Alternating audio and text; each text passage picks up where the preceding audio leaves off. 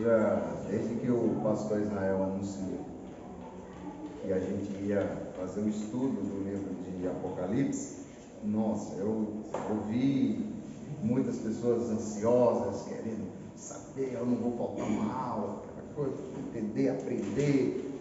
Outras pessoas demonstrando medo, não, eu tenho medo de ler Apocalipse, eu me livro, não vou ler não, porque lá é perigoso, tal.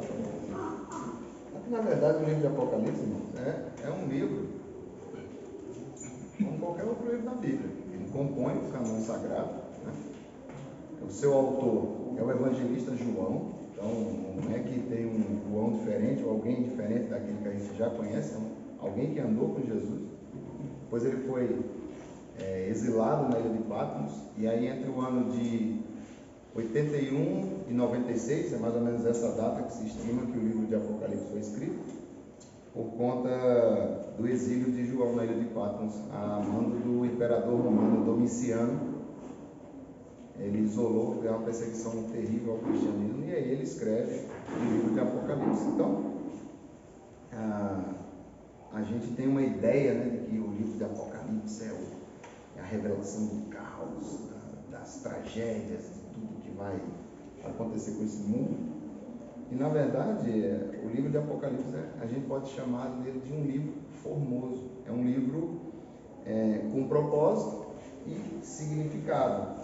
Ele não é desconectado da Bíblia. Então, Apocalipse não é que a gente tenha a Bíblia até Judas, e de Judas, Apocalipse é algo à parte. Não, ele faz parte, ele está inserido nos seus 404 versículos. São 22 capítulos, 404 versículos. Dos 404 versículos, 278 versículos fazem menção ao Antigo Testamento. Então não é um livro absorto, desconectado, que não tem nada a ver com a história bíblica ou com a história dos ancestrais, profetas ou da nação judaica. Ele está totalmente interligado, ou seja, 69% dos versículos que estão contidos em Apocalipse fazem menção ao Antigo Testamento. Então, é um livro que ele vai, na verdade, complementar o triunfo de Cristo e da igreja sobre o mundo. Ele não é um livro de tragédia, que vai acontecer, o mundo vai virar de cabeça para baixo. Não. A história da igreja, ela começa com a ressurreição de Cristo, a vinda do Espírito Santo, mas ela vai ter que ter um final. E esse final é o que o livro de Apocalipse vem dizendo para a gente. Ele vem contar para a gente, dizer coisas que devem acontecer, que provavelmente acontecerão, mas que também está inserido no contexto da história da igreja primitiva, a igreja contemporânea. E se Jesus não voltar hoje ainda, provavelmente a igreja de amanhã e a igreja de depois de amanhã. Então a gente tem que desmistificar essa coisa de que Apocalipse é um mistério, algo indecifrável, que é cheio de...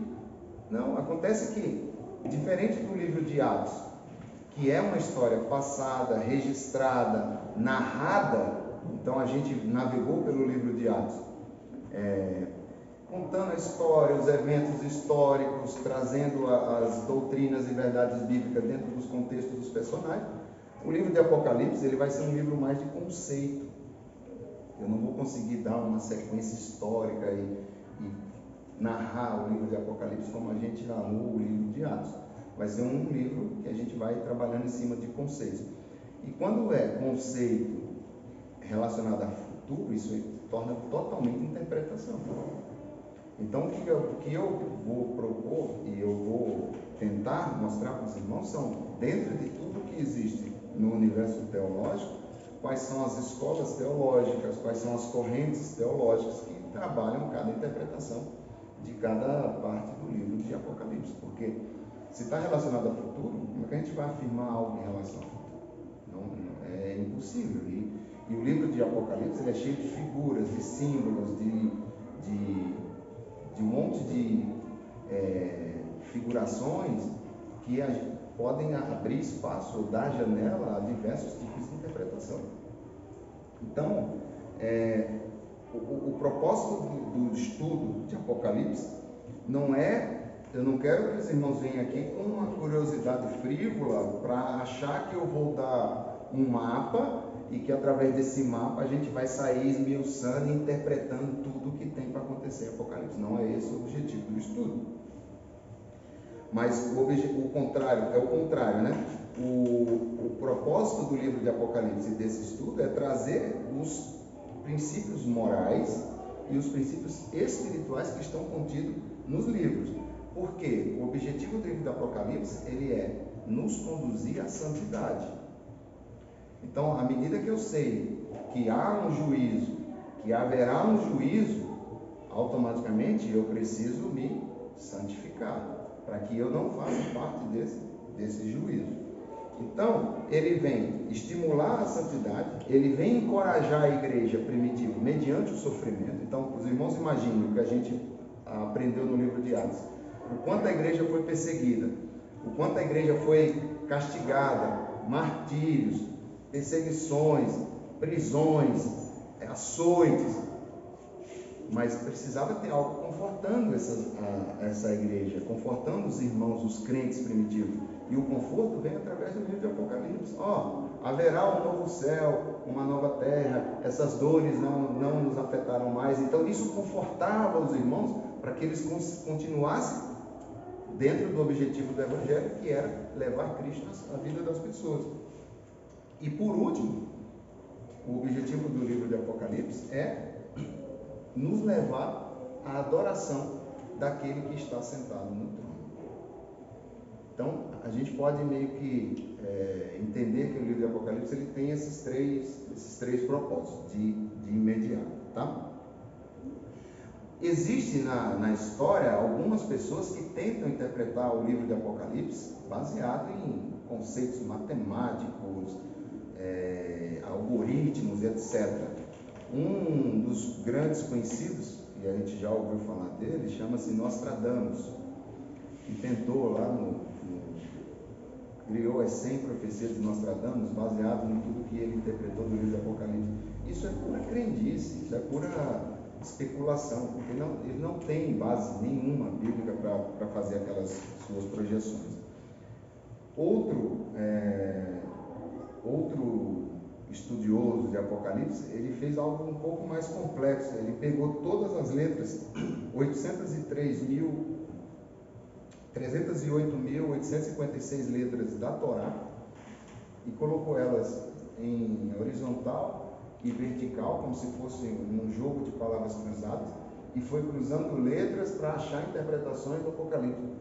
Cara, isso é sandice, a gente não precisa disso. Misticismo, a gente não faz necessidade disso, não temos necessidade disso. Por quê? Porque tudo que a gente precisa entender a respeito do livro de Apocalipse, a gente vai entender via a própria Escritura Sagrada. Não vamos aqui com achismo, com fantasias, com criatividade, forçar a barra em nenhuma situação, porque não é esse o objetivo do estudo. Então, o livro de Apocalipse, ele é prático e ele nos revela. Eu listei aqui 5 pontos, né? Primeiro, a certeza que Jesus tem o total controle da igreja. Se você ler o livro de Apocalipse atentamente, ele está dizendo o tempo inteiro que por mais que a igreja tenha passado perseguição, tenha sofrido com maus tratos, tenha sido perseguida, em momento nenhum Cristo perdeu o controle da igreja. E a gente enfatiza muito isso.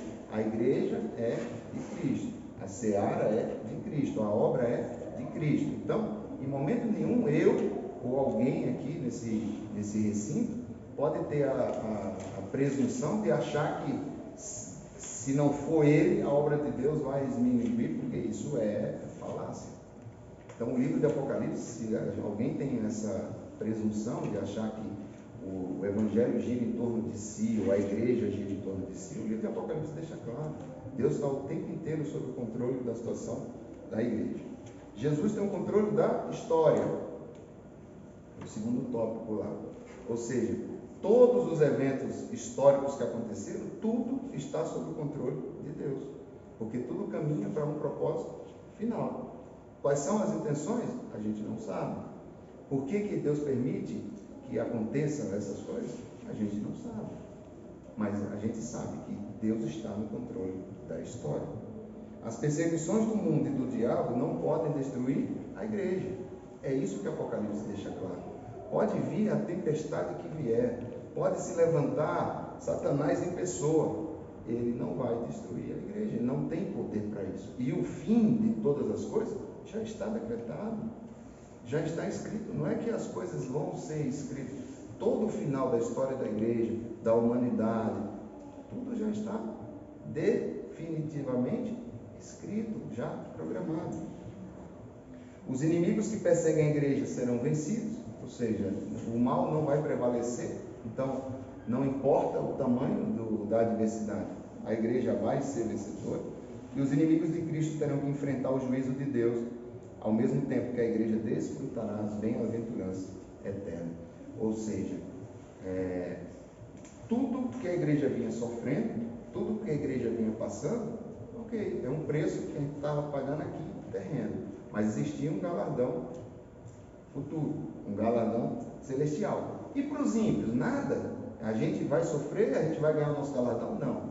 Vai chegar o dia do juízo para eles ímpios também.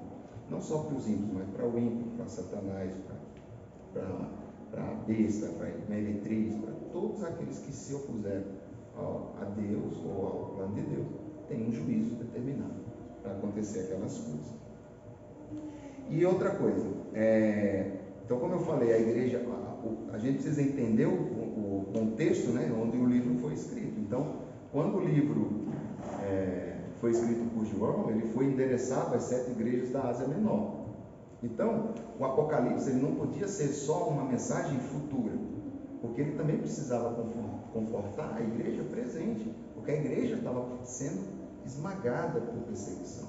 A igreja estava sofrendo muita atrocidade. E aí o livro está cheio de consolações para os crentes afligidos. E não é de hoje diferente, tá? A igreja primitiva sofreu esse tipo de perseguições e aflições, mas a igreja contemporânea também sofre. Sofre perseguição, sofre aflição. E aí você pode passar o slide, Bel? Porque aí o livro está cheio de consolações para os crentes. Porque aí no livro nos diz, que Deus vê as nossas lágrimas. Olha lá, Apocalipse 7, 17. Ou seja, a dor que eu estou sofrendo hoje, o pranto que eu estou passando, eu encontro consolação no livro de Apocalipse. Não é um livro do caos, não é um livro de tragédia, mas é um livro que pode me confortar. Tem bem-aventuranças no livro de Apocalipse. 2. Suas orações produzem verdadeira revolução no mundo. Ou seja, o livro de Apocalipse ele vai mostrar para nós que as orações da igreja vão ser respondidas exatamente com o juízo. Nada vai passar impune. Tudo que a gente está sofrendo, existe um preço, um tribunal, algo que vai vir e vai fazer juízo de todas essas coisas. 3. Sua morte é preciosa aos olhos de Deus. Então, se a gente se tornar Marte, hoje o nosso país é livre, mas se amanhã se fechar as cortinas aí para um comunismo, o evangelho ser proibido, e a gente continuar hasteando essa bandeira, nós nos tornaremos mártires? Sim. Mas é preciosa aos olhos de Deus, porque a gente não está negando o seu nome. E se a gente não nega o nome dele frente aos homens, ele não nos negará diante do Pai. Isso é promessa dita por Jesus. 4. A nossa vitória é assegurada. Ou seja, se tem algo que a gente pode ter certeza na vida, é que a igreja é vencedora. É que nós somos mais do que vencedores. Não tem espaço para dúvida na nossa caminhada cristã, se a gente vai vencer ou não o mundo. Não, nós somos vencedores. Nós somos mais do que vencedores. Isso está em Apocalipse 15, 2. O seu sangue será vingado. Ou seja, mais uma vez, se a gente vier a sofrer por Cristo, passar provações por Cristo, o futuro reserva o juízo para esse tipo de situação. Seu Cristo, que é o nosso Cristo, governa o mundo em seu favor. E a principal mensagem, que Cristo virá em breve. Ou seja, esse livro precisava confrontar os irmãos da igreja primitiva sobre todas essas coisas, porque o ser humano ele precisa de perspectiva. Não dá para você insistir numa caminhada se você não sabe o fim. Então, o Evangelho ele ficaria incompleto se a gente só tratasse da morte e ressurreição de Jesus, a conversão, né, o alcance da salvação e o que mais? Não, a gente precisava ter uma perspectiva, precisava ter algo em que mirar e algo assim, olha, eu estou caminhando o bom caminho e vou alcançar a salvação. E todas essas bem-aventuranças que contém o livro de Apocalipse me são por direito. Então, era essa a consolação que o livro de Apocalipse veio dar à igreja primitiva e que também faz jus a nós. Tem pessoas que acham que o livro de Apocalipse só diz relacionado ao futuro, nós vamos passar por essas escolas. E não é, a gente tem várias linhas de interpretação. Tá? Então, o tema do livro de Apocalipse é a vitória de Cristo e da sua igreja sobre Satanás e seus seguidores. Está lá no capítulo 17, no versículo 14. A intenção do livro é mostrar que as coisas não são como parecem ser. O diabo, o mundo, o anticristo, o falso profeta e todos os ímpios perecerão, mas a igreja, a noiva do Cordeiro, triunfará. Cristo é apresentado como vencedor e conquistador. Este é o tema central do livro de Apocalipse. Não é anunciar tragédias ou coisas futuras, até porque muito do que a gente vai passar durante o livro já aconteciam lá no passado. Já acontecia na época da igreja primitiva. Tá? Então, a gente pode sintetizar o livro de Apocalipse em 10 características básicas. Primeiro, é um livro centrado na pessoa de Cristo, ou seja, é um livro que magnifica a grandeza e a glória de Cristo, é a revelação de Jesus, da sua glória, majestade e triunfo, e não simplesmente a revelação de eventos futuros. Então, já dei uma passada sobre isso. 2, é um livro aberto. Então, João recebeu ordem para não selar o livro. Então, era imprescindível que o livro de Apocalipse fosse lido em todas as igrejas, de preferência em cultos públicos, para que todos pudessem ter conhecimento dos adventos futuros e o que aguardava a caminhada, o final da caminhada da igreja. É um livro cheio de símbolos, e aí o que o pastor Israel falou aqui no início. Então, tem muita simbologia. A simbologia ela pode ser interpretada como mistérios para os ímpios. Então, os ímpios não conseguiam entender os símbolos do livro de Apocalipse, mas para o povo de Deus, através da revelação do Espírito Santo, isso é perfeitamente compreensível. Então, a gente também vai navegar por esses símbolos e a minha expectativa é que a gente consiga, através do Espírito Santo, fazer também a interpretação correta de toda essa simbologia. É um livro de profecia, ou seja, é um livro que garantia que a igreja ia sair vencedora no momento de perseguição. Então, no momento escuro, na dificuldade, existia uma profecia bíblica chamada Apocalipse, dizendo que a igreja seria vencedora. E ela ia passar por aquela dificuldade e ia alcançar a vitória. É um livro com uma bênção completa. Então, o livro fala de 7 bem-aventuranças. E aí a gente vai ver muitos números no livro de Apocalipse. E o 7, para começar, é um número completo, ele é total. Então, quando a gente fala das 7 bem-aventuranças, ou seja, todas as bênçãos, elas serão completas e totais na nossa vida. É um livro de juízos e condenações. Então, aqui é onde gera o temor, né, das pessoas que leem o livro de Apocalipse, porque Apocalipse ele não oculta o lado sombrio que ele pinta também. Então, é um livro que ele vai mencionar o cordeiro que foi morto, mas ele vai mencionar o juízo do cordeiro. Ele vai mencionar um rio de água da vida, mas vai mencionar também um lago de fogo. Então, o Apocalipse ele não tenta minimizar realmente o juízo de Deus sobre os seus adversários no futuro. Ele mostra claramente o que está para acontecer. É um livro relevante, ou seja, é um livro que trata do que vai acontecer em breve. Então, por que ele é relevante? Porque ele pode acontecer agora. Os acontecimentos do livro de Apocalipse podem startar agora ou já vem acontecendo ao longo do tempo, e a gente às vezes não tem essa percepção. Então, a gente não sabe o dia nem a hora que Jesus vai vir. E aí, por isso, a gente precisa estar cada vez mais preparados. Então, é relevante o conteúdo do livro. É um livro majestoso, ou seja, é um livro que enaltece a glória de Deus. É um livro que fala de trono. A palavra trono aparece 46 vezes durante o livro de Apocalipse. Então está sempre se relacionando ao trono de Deus. É um livro de adoração, de louvor. Vai falar que os anjos louvam ao Senhor, os anciões louvam ao Senhor, os animais louvam ao Senhor. É um livro que nos estima a adoração. O pastor Israel fala muito isso, que do lado direito tem os anciões, do lado esquerdo, todos estão aí. Da terra vem a adoração do povo de Deus. É um livro majestoso. É um livro universal, então não é um livro que foi escrito exclusivamente para o povo judeu. Mas olha, vai acontecer isso com os judeus, e aqui é a história dos judeus, o fim dos judeus. Não, é para todo o universo, porque João vê que na sala do trono, no céu, ele ouve vozes vindas dos confins da terra, então abrange toda a humanidade. E por último, é um livro apoteótico. O que é o apoteótico? É o clímax da Bíblia. Então, tudo aquilo que a Bíblia vem, desde Gênesis, o surgimento do homem, os profetas, a vinda, morte e ressurreição de Cristo, o surgimento da igreja, vai ter um final apoteótico. O clímax, o máximo da saga cristã acontece exatamente no livro de Apocalipse. Tudo que ele começa, ele termina. Ele é o alfa, ele é o ômega. As coisas não podem ficar em aberto para toda a eternidade. Então, tudo que começou vai findar.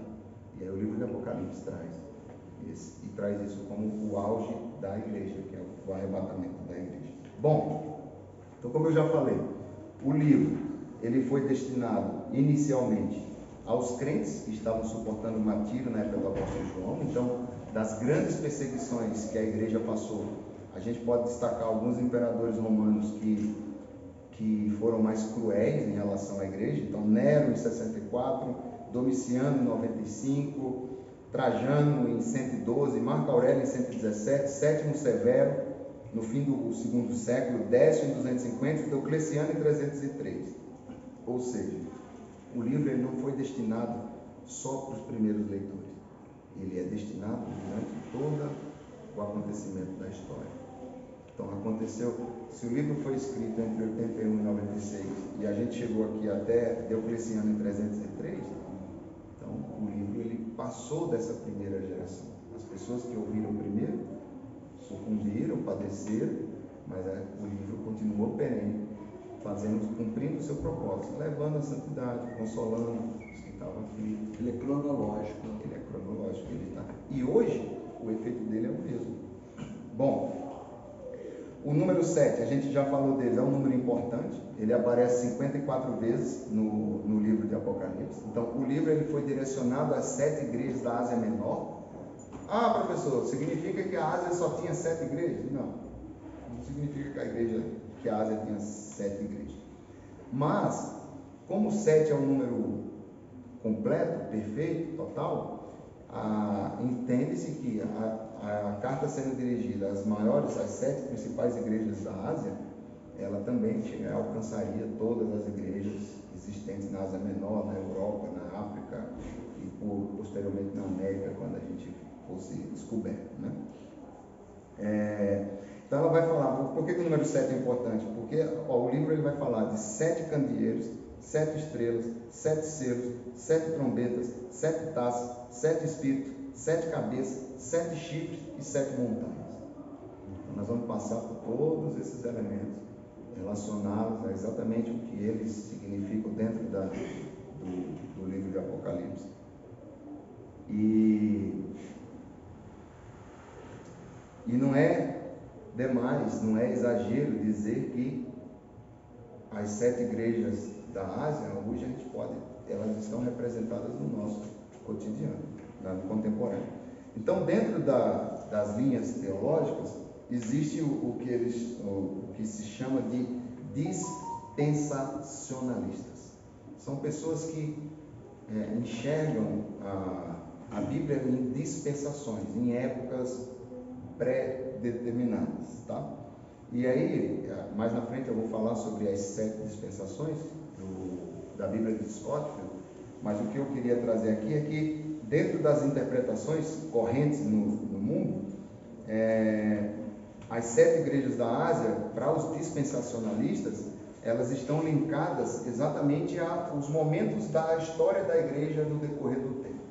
Não sei se ficou claro para a igreja. eu estou dizendo é o seguinte: a igreja de Éfeso, a carta foi indiciada à igreja de Éfeso. Por quê?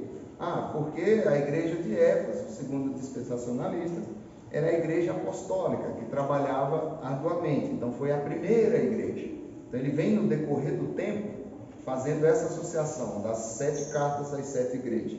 A igreja de Esmirna é a igreja pós-apostólica, que foi duramente perseguida. Então, depois da igreja apostólica, vem Éfeso, vem Esmirna, a igreja pós-apostólica, que foi duramente perseguida.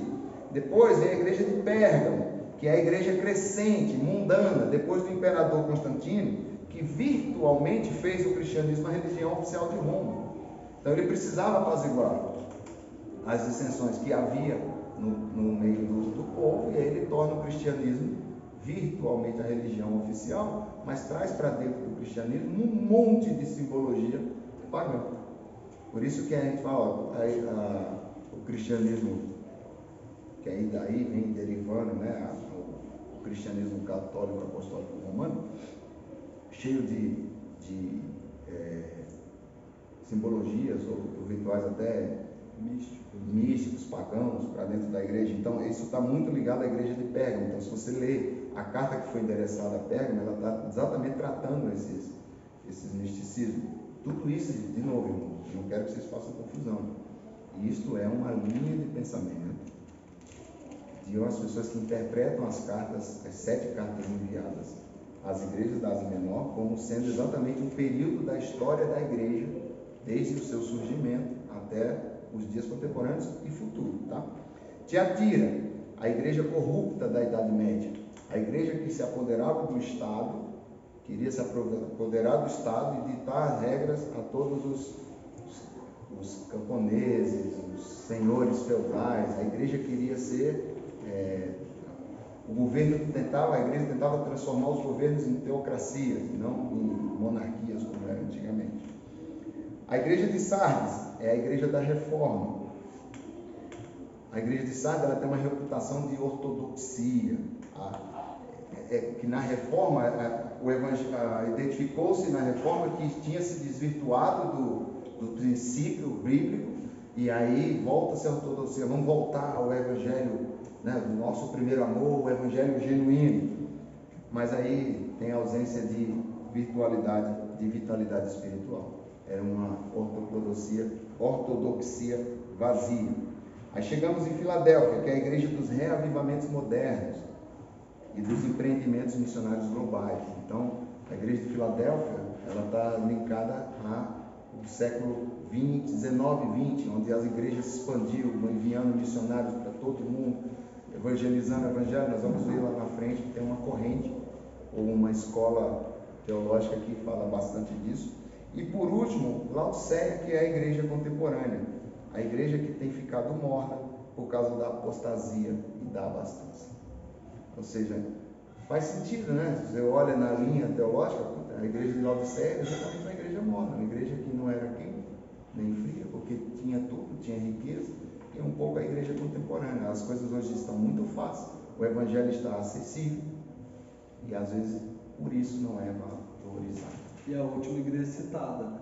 É a última igreja citada. E quando você olha, você vê que é a única igreja das 7 que não recebe nenhum elogio, só recebe críticas. As outras 6 receberam elogios e críticas de João, e no caso Jesus, na pessoa de João. E a 7ª igreja, que é Laodiceia, ela só recebe críticas. E a igreja de Laodiceia, qual que é? A que estamos vivendo hoje, contemporânea. Bom, não há, aí eu tenho que deixar isso claro, não há nenhuma indicação nas 7 igrejas que elas realmente representem esses 7 períodos sucessivos na história da igreja. João escolheu as 7 igrejas porque elas serviam de representação para toda a igreja. O Apocalipse não era só para aquelas 7 igrejas, para aquelas 7 igrejas. O Apocalipse era e é para a igreja de hoje também. Amém? Bom, feito essa apresentação sobre o livro de Apocalipse, vamos entrar agora nas escolas de interpretação do livro de Apocalipse. Então nós temos 3 escolas de interpretação. Nós temos a escola preterista, a escola futurista e a interpretação histórica. Tá?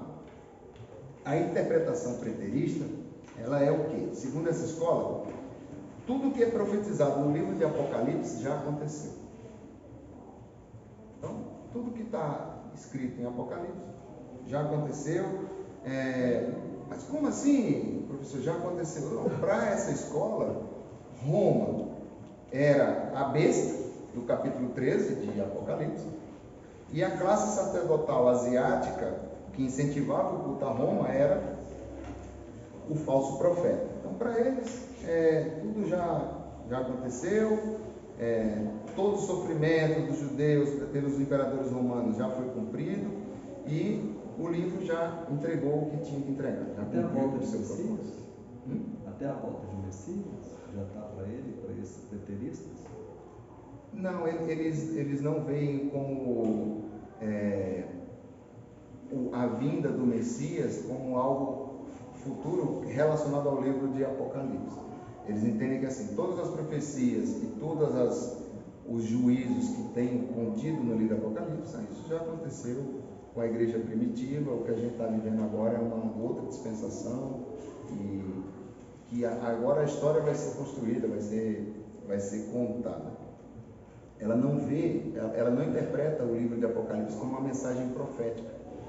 Ela não olha, ela não faz a interpretação dos adventos futuros relacionados ao futuro, mas sim relacionados a algo que já passou. É óbvio que se a gente for pegar a interpretação preterista, eu ia gastar 3 aulas para a gente ir esmiuçando exatamente suas teorias, ponto a ponto, para a gente entender a fundo esse conceito. O que eu fiz aqui foi um resumo bem grosseiro mesmo do que é a escola preterista, mas mais para dar a visão dos irmãos de que existem diversas vertentes de interpretação do livro de Apocalipse.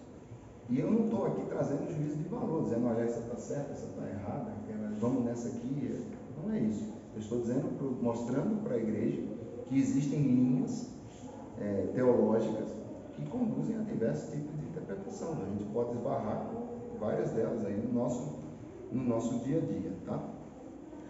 A interpretação futurista, ela já diz o seguinte, que tudo que é profetizado no livro, a partir do capítulo 4, tem a ver com os últimos dias, sem nenhuma aplicação na história da igreja. Ou seja, ela é meio que o oposto da preterista. Né? Ela está dizendo o seguinte, olha, o que está escrito no livro do Apocalipse, a partir do capítulo 4, ela vai acontecer lá no futuro. O livro do Apocalipse ele não se aplica à igreja primitiva. E a gente já, pelo menos no início, na introdução, tentei mostrar para os irmãos que não fazia sentido João escrever um livro no cenário que ele estava, a igreja estava inserida, só relacionado a futuro, mas também precisava trazer consolo e auxílio, né, para a igreja presente. Então, a interpretação futurista, ela se divide em 2 correntes. Uma corrente que a gente chama de a moderada, que é um pré-milenismo histórico, e a extrema, que é um pré-milenismo dispensacionalista. Elas têm divergências entre essas 2 vertentes hermenêuticas, mas concordam que o propósito do livro de Apocalipse é descrever a consumação do propósito redentor de Deus no fim dos tempos. Então elas dizem, ó, a gente é mais ligado ao pré-milenismo histórico, ou seja, tudo que vai acontecer na história da igreja é antes do milênio, e ela se divide também nos extremos que dizem que não, que ela é dispensacionalista, ou seja, ela vai atravessando dispensações e depois da história atual contemporânea existe uma dispensação futura que vai acontecer pós-milênio ou depois do milênio. Então é o conflito nessas 2 vertentes. Então, por que essa escola ela sofre algumas críticas? Porque ela sempre vai apontar para um reino futuro, né? Pós-milenista, sempre futuro. E existe uma grande linha de interpretação teológica que diz que o reino já veio, que o reino somos nós. Nós fazemos parte do reino, porque o reino é onde Cristo reina. Se Cristo reina na minha vida, eu já faço parte do reino de Deus. Já está acontecendo o reino de Deus e no futuro vai ser a consumação total desse reino. Então essa escola ela é confrontada exatamente com esse argumento, tá? Ela não aceita que o reino de Deus já está vigente na terra, e na verdade tem uma outra linha que fala, não, o reino ele já está acontecendo, e o livro de Apocalipse aponta para a consumação do reino. E a interpretação histórica, ela encara o Apocalipse como uma profecia simbólica de toda a história da igreja até a volta de Cristo. Ela já abrange todo o período da história, tanto da igreja como do períodos futuros. Então, é como se a gente não estivesse ainda vivendo, né, nos preteristas. Já aconteceu tudo que está escrito em Apocalipse. Para os futuristas, vai acontecer. Então, a gente está meio que dentro de um parêntese histórico. Mas para o histórico, a gente já está inserido dentro de todos esses acontecimentos, desde o surgimento da igreja até a consumação final dos tempos, tá? Deixa eu ver aqui se tem mais alguma coisa para eu acrescentar. Bom,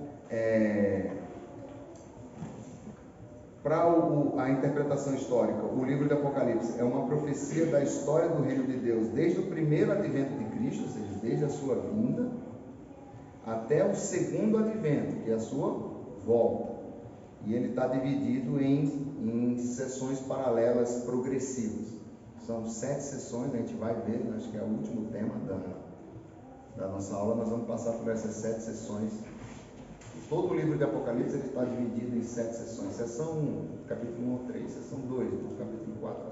E a gente vai entender melhor essa questão dessas 7 sessões. Tá?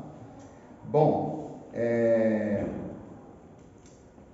dessas correntes, dessas escolas de interpretação, a gente pode tirar 4 correntes de interpretação do livro de Apocalipse. Então, nós falamos de 3 escolas, preterista, futurista e histórico, e vamos falar de 4 correntes de interpretação. Então, é meio confuso, eu falei para o pastor José, cara, eu preciso achar uma forma de fazer com que a igreja entenda esses conceitos, porque é dentro deles que nós vamos navegar o livro de Apocalipse inteiro. Não é simples, e se eu não estiver me fazendo entender, por favor, questionem, voltem, levantem a mão, sinalizem que é importante a gente entender esses conceitos, tá?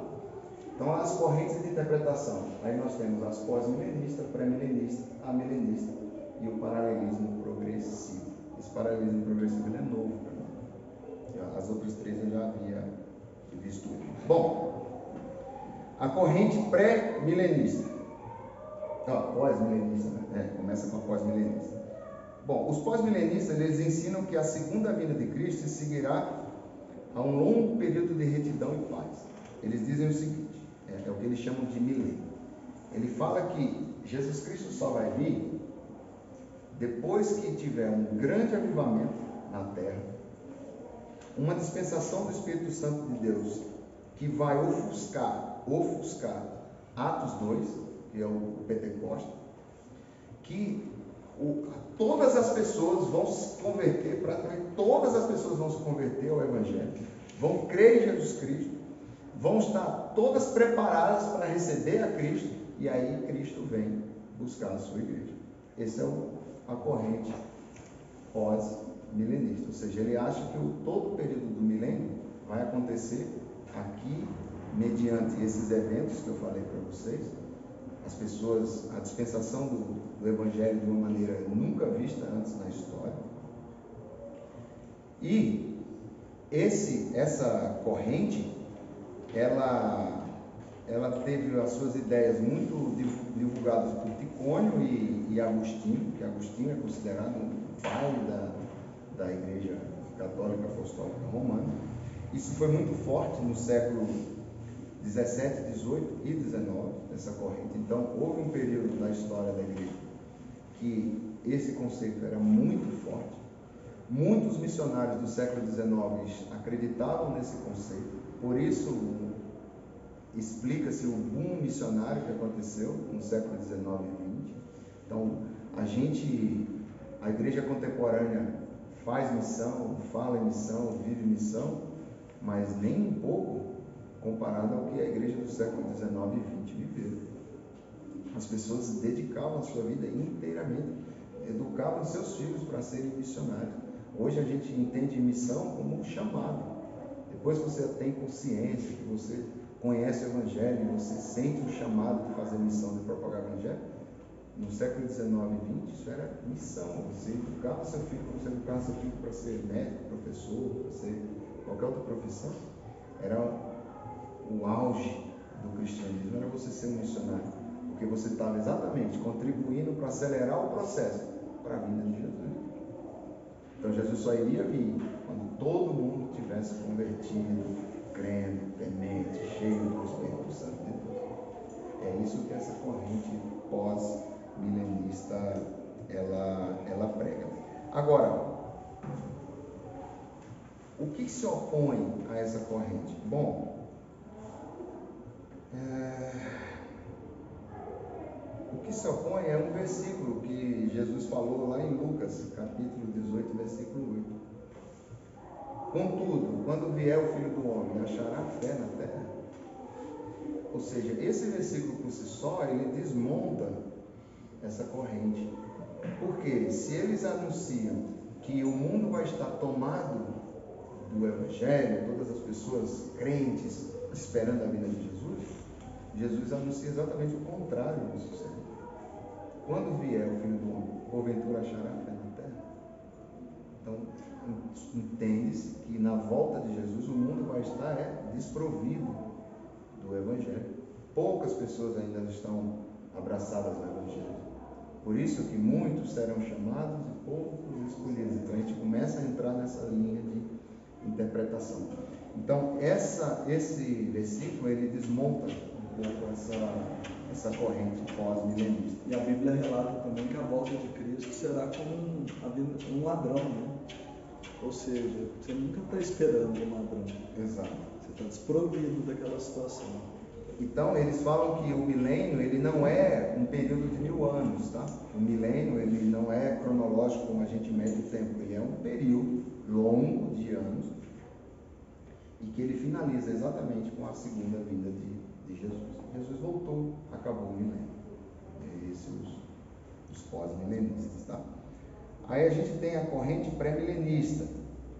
Ensina os pré-milenistas que a segunda vinda de Cristo não seguirá, mas precederá o milênio. Ou seja, esse já diz que Jesus vem, leva a sua igreja, depois ele institui o milênio, os eventos futuros. Aí quem que defendia essa corrente?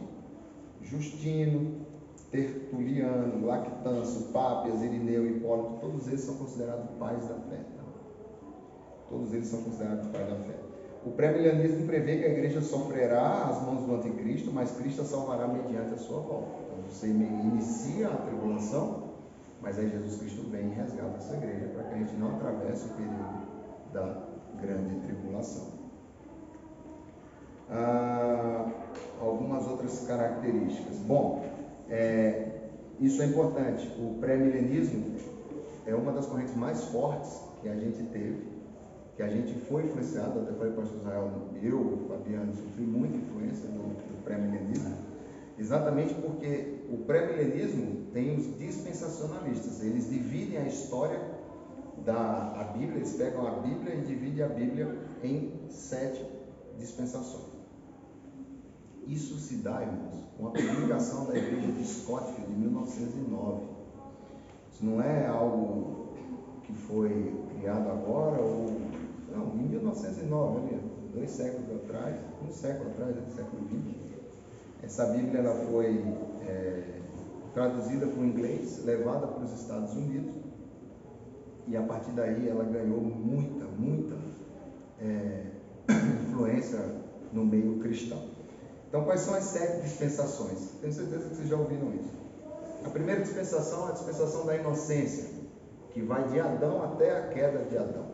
Então, eles dividem a Bíblia nessa primeira dispensação. Olha, a Bíblia em Gênesis fala da dispensação da inocência. o surgimento de Adão até a sua queda.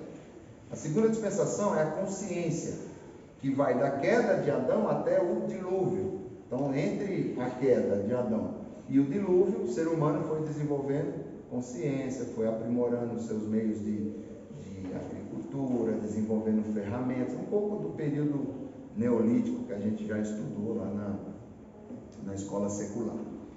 E aí no dilúvio finaliza essa dispensação.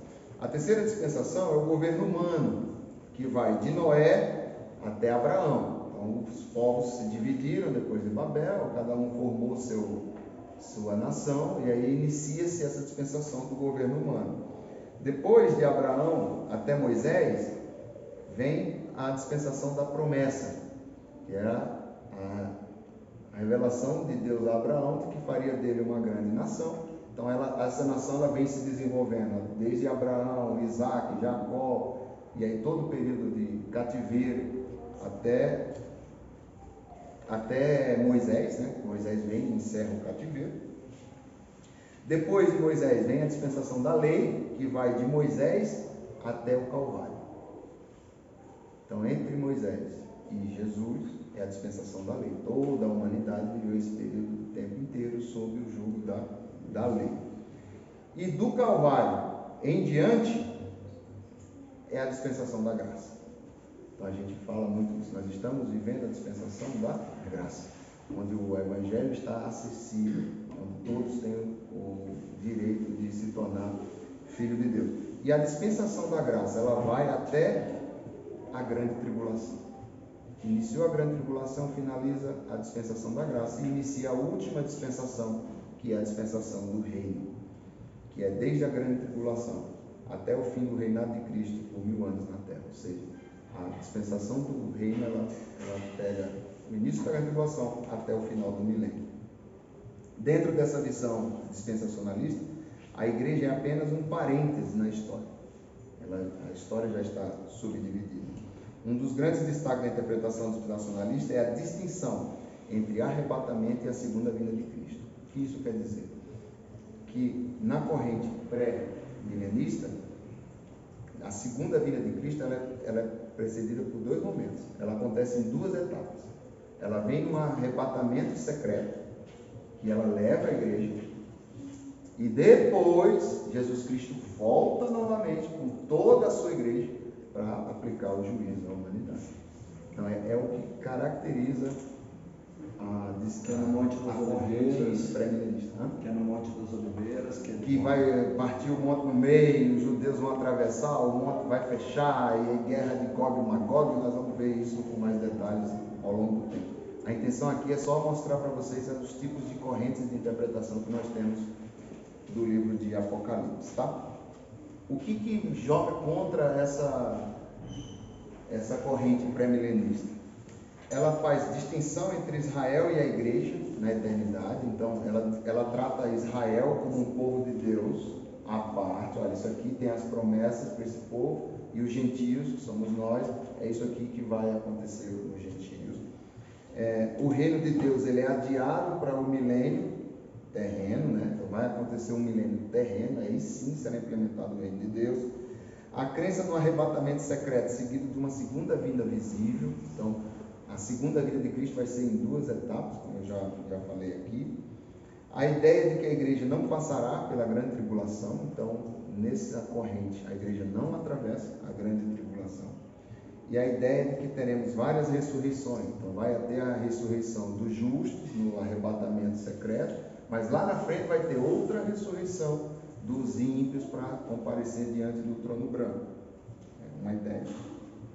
E uma ideia de que haverá chance de salvação depois da segunda vinda de Cristo. Então, durante a dispensação do reino, o Evangelho continuará sendo pregado, principalmente pelos 144.000 que serão judeus, que não se contaminaram com mulheres, e as pessoas ainda terão a oportunidade de se converter e aceitar Jesus Cristo como Salvador da sua vida. Então, é essa linha do pré-milenismo que essa corrente, que ela traz todas essas vertentes. E essa é a que eu já me aproximei muito dela já no passado, tá bom? Por que essa corrente ficou tão forte? Porque depois da Bíblia anotada de Scofield, uma revista chamada da Noite, a revista Chamada da Noite, e agora, mais recente, a série de livros Deixados para Trás, fortaleceram a popularidade dessa corrente no mundo inteiro, mas ela ainda precisa de uma consistência bíblica e da outra. Então, de novo, não dá para afirmar, é isso aqui é o que vai acontecer. Nós estamos falando de coisas relacionadas ao futuro. O que eu tento trazer aqui é mostrar para vocês que existem linhas de interpretação. E o Espírito Santo é que vai falando os corações. Eu não vou aqui apontar essa aqui, vamos nessa aqui, porque é presunção minha, não dá me falar isso. Mas são coisas do pré-milenismo que nós vemos aí nos nossos dias. Certo? Bom, e aí vem a corrente amilenista. A corrente amilenista, eles não creem no milênio literal. Eles creem que o milênio é um período indeterminado que vai da primeira à segunda vinda de Cristo. Quem sintetizou essa corrente foi Agostinho, que eu já falei também que ele teve boa influência disso durante escrevendo os seus livros, né? Esqueci agora o nome do principal livro dele, Castelo dos Céus, se não me engano. Agora não vou lembrar, mas ele teve. E ele diz que o reino milenar de Cristo e seus santos foi igualado à totalidade da história da igreja na Terra. Essa interpretação foi chamada milenismo. Ela está dizendo o seguinte, que o milênio ele já está acontecendo para aqueles que morreram em Cristo. Então, para aquelas almas que já pereceram, elas já estão vivendo o milênio. E que você acreditar que depois da vinda de Cristo vai haver um milênio terreno, isso é superstição, porque isso não deveria existir. E ela foi muito fortificada em 432 depois de Cristo na cidade de Éfeso, no concílio de Éfeso. O termo amilenismo ele não é muito feliz, pois ele sugere que os amilenistas não creem no milênio ou não levam em conta os primeiros 6 versículos do Apocalipse 20, que trata desse tema. Eles falam de um reino de 1000 anos. Na verdade, os amilenistas, embora creiam no milênio, não o interpretam de forma literal. Eles não creem que literalmente vai acontecer um período de 1000 anos contados. Os amilenistas creem que o milênio está hoje em processo de realização. Ele vai da primeira, desde a vinda de Jesus nos evangelhos, até a segunda vinda de Cristo. Esse é o período de milênio que eles chamam. Então não é um período de 1000 anos, porque nós já estamos no ano 2022. Então já se passaram mais de 2000 anos. Eles dizem que hoje vivemos a tensão entre o já e o ainda não. Ou seja, já estamos no reino, mas ainda não na sua plenitude. O reino chegou, está dentro de nós, mas ainda não na sua consumação final. Os amilenistas entendem que o milênio mencionado em Apocalipse 20, de 4 a 6, descreve o presente reinado das almas dos crentes falecidos que estão com Cristo no céu. O que eu falei agora.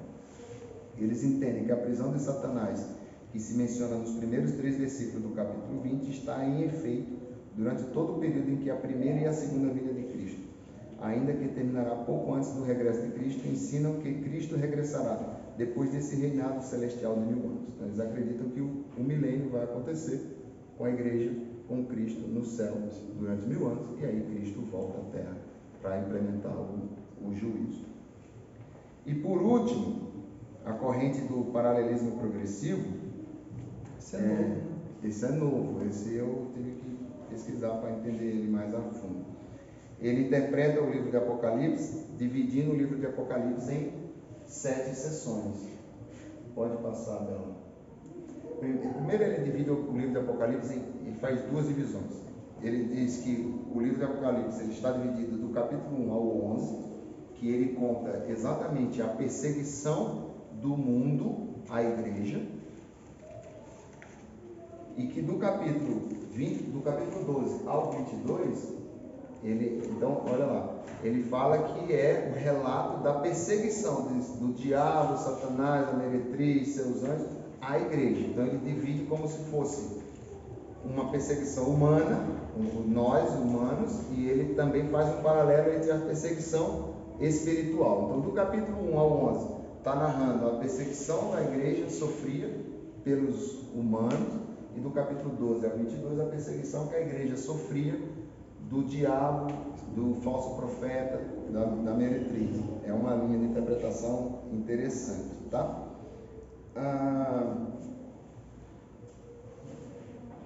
Então, do capítulo 12 ao 22, o dragão ataca Cristo, sendo rechaçado, dirige toda a sua fúria contra a igreja, e para ajudar o dragão no ataque à igreja, ele usa duas bestas e a grande meretriz, mas todos esses inimigos da igreja são derrotados no fim. Então, ele divide isso em dois segmentos. Aí, quando ele vai fazer a interpretação do livro de Apocalipse, aí sim ele divide em 7 sessões. Ficou pequeno aí, mas eu vou falando para os irmãos exatamente o que está escrito ali. Então, a primeira sessão, que é do capítulo 1 ao capítulo 3, está lá em cima. Primeira sessão, são os 7 candeeiros. Qual é a lição dessa sessão que eles trazem? É que Cristo tem o controle da igreja em suas mãos. Então, eles mostram que do capítulo 1 ao 3 é uma descrição do Cristo que morre, ressuscita e vai voltar. Está lá no capítulo 1, do versículo 5 ao 7. A morte e a ressurreição de Cristo são o começo da era cristã, e a sua segunda vinda é o término desta era. Então, a era da igreja começa com a ressurreição de Cristo e termina com a sua segunda vinda. Nessa sessão, temos apenas um mero anúncio da segunda vinda para o juízo. Lá no capítulo 1, versículo 7, ela faz uma pequena distinção de que Jesus vai vir para o juízo final, mas não fala especificamente sobre o juízo. A segunda sessão, ela vai do capítulo 4 ao 7, que fala sobre os 7 selos. E qual é a lição dessa sessão? É que nos 7 candeeiros, Cristo tem o controle da igreja. Nessa sessão, Cristo tem o controle da história. A história da humanidade está nas mãos de Deus. A história da igreja está nas mãos de Deus. Capítulo 5, versículo 5. Aqui, entre o capítulo 4 e 7, a gente vai contemplar a morte de Cristo, mas ela não encerra com a segunda vinda de Cristo. A impressão produzida nos incrédulos pela segunda vinda é o que é notável entre o capítulo 4 e 7, ao mesmo tempo a felicidade dos salvos. Então, entre o capítulo 4 e 7, nós vamos ver a aflição dos ímpios que ainda que viram, como é que eu vou expressar? Os ímpios, eles estão impressionados com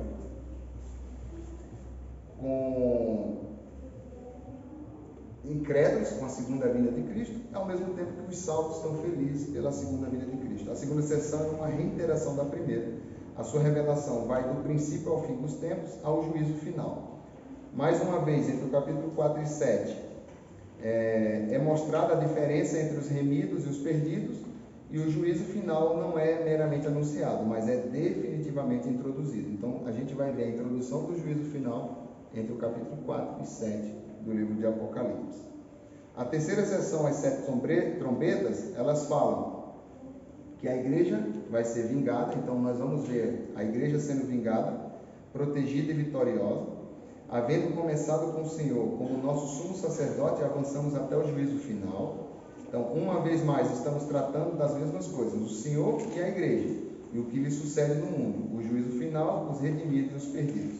As trombetas são avisos antes do derramamento completo das taças da ira de Deus, antes de Deus punir finalmente. Ele sempre avisa e oferece a oportunidade de arrependimento.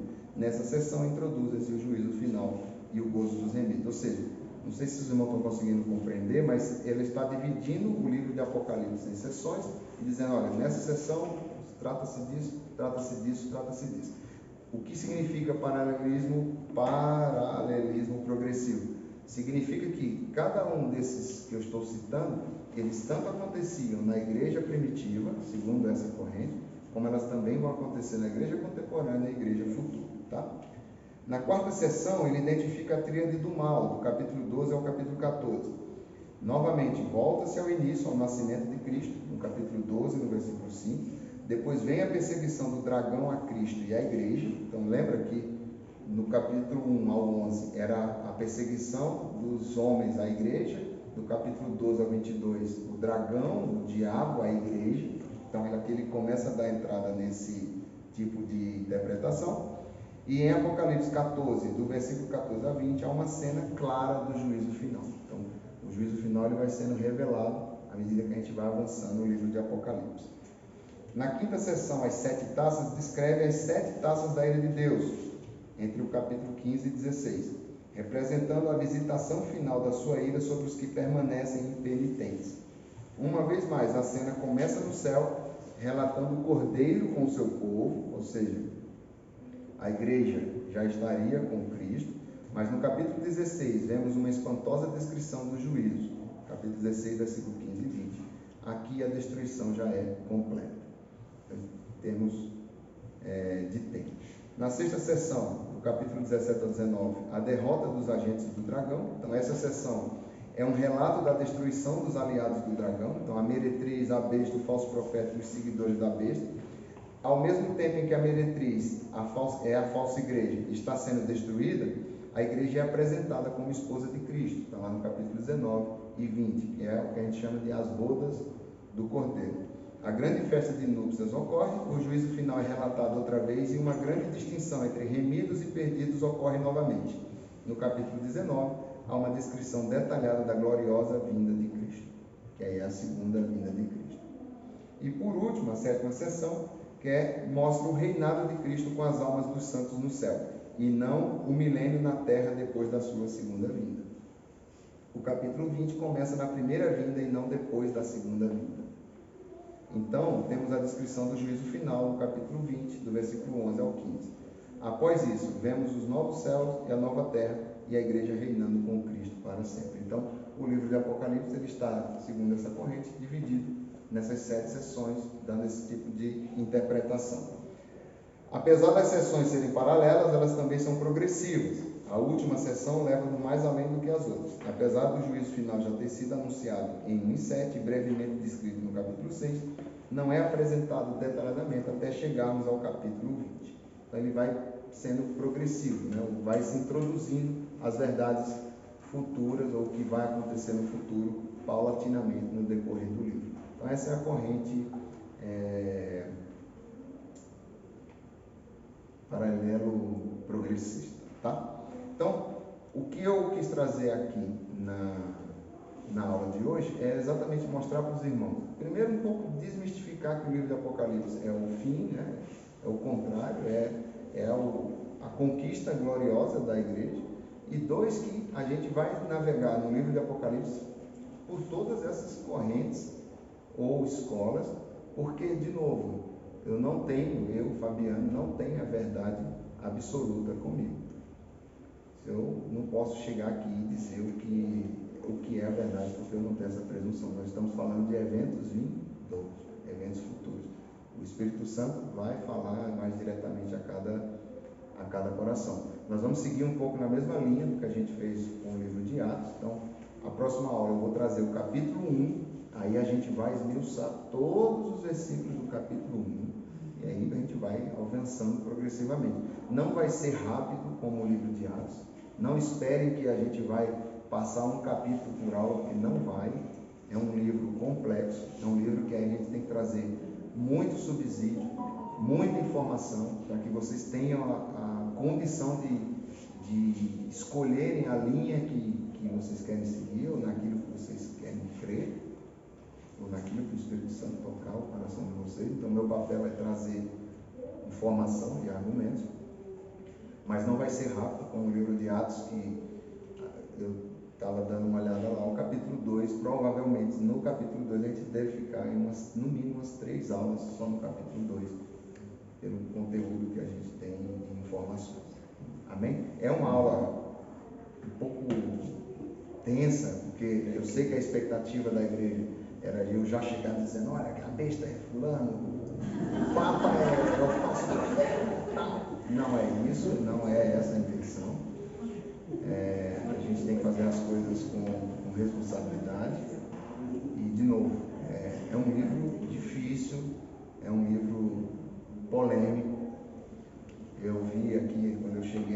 tendo umas discussões bem acaloradas já sobre o que você crê. Eu creio nisso, eu creio naquilo, eu creio nisso, eu creio naquilo. Não está errado, tá? Não está errado. Mas, de novo, irmãos, oremos. Vamos orar para que Deus consiga falar aos nossos corações, que o livro de Apocalipse tem muito a nos ensinar. Muito a nos ensinar. Mas tem muita especulação sobre o livro de Apocalipse. Tem muita gente se fazendo em cima do livro de Apocalipse, interpretando do jeito que ele acha correto, do jeito que ele acha bonito, do jeito que as pessoas vão aceitar melhor. E aí eu não estou aqui para isso. A gente vai trazer, dentro da maior fidelidade possível do Evangelho, aquilo que realmente o livro de Apocalipse tem para nos ensinar. Amém? Eu agradeço a oportunidade.